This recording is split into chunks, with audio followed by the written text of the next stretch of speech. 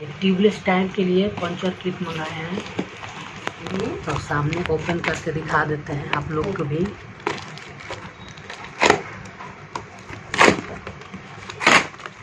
अब बहुत सस्ता मिला है, इजी ऑन फ्लिपकार्ट,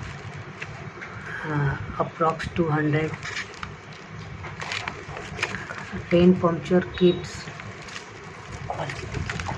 and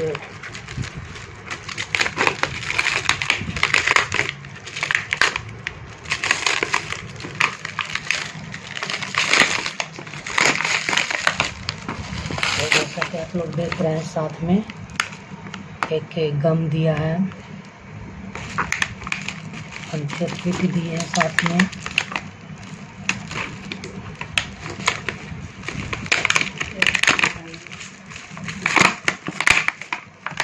और एक टूल्स।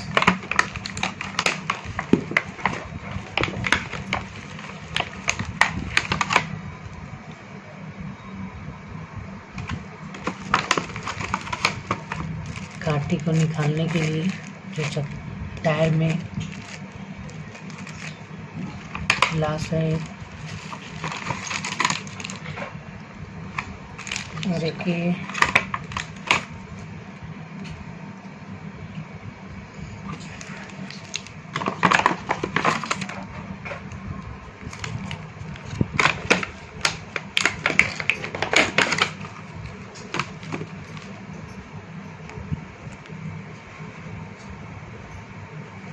बस यही था।